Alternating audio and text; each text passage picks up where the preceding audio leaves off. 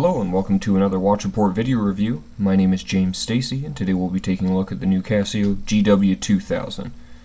The full model name for what we have here is the GW-2000 BD-1ACR. This is another one in the new kind of aviation inspired lineup of GW watches. This is the step down from the new concept GW-3000 and the twin LCD GW-2500.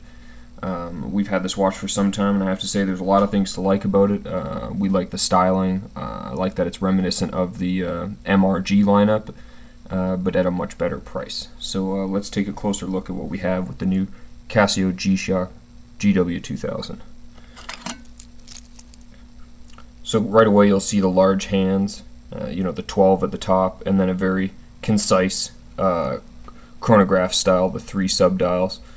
This is your function subdial, and the other 2 are for chronograph and secondary time settings. It's a completely blacked out case.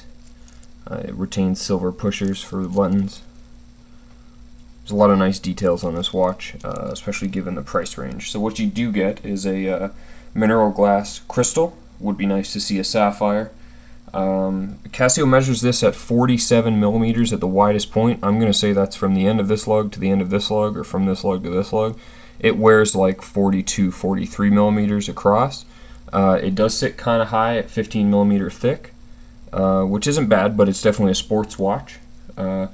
This uses Casio's 6-band radio-controlled atomic movement, so this watch will self-synchronize itself with the radio signals from a series of atomic clocks worldwide. I'm in Ontario, Canada, so what you'll see here is the radio sync from Fort Collins, Colorado. It's solar powered. You get a 1/20th of a second stopwatch and alarm, multiple time zones. It's very nice. This is 200 meter water resist, and the luminous paint they use on the dial is called Neo Bright. I assume that's proprietary to the Casio systems. The bracelet is very light, kind of rattly, but again, this is kind of what you get on a lot of the Casio lineups beneath the MRG series.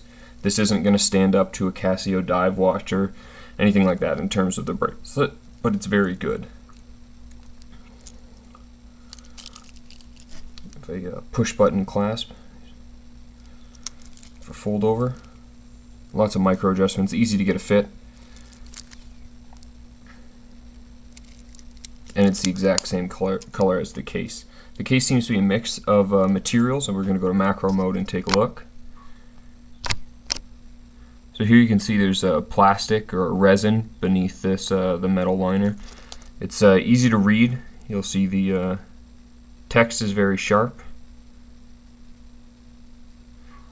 I like the aviation style, with especially with the bright red second hand and the hands on the subdials. The function setting, you can see here, swaps between the features. When you have a feature like the alarm, it does take some time for the subdial to update its reading. Not bad there, seeing as I had the alarm set pretty close to, but you have to wait if it's going to be 8-9 hours away. Nice readable date. I like that it's a black date wheel with white lettering. It matches the dial much better than what you'll see on some of them now. Yeah, tough solar movement. It's very nice. You're not going to have to worry about the battery for some time. Better details than I expected given the roughly $300 price range for this.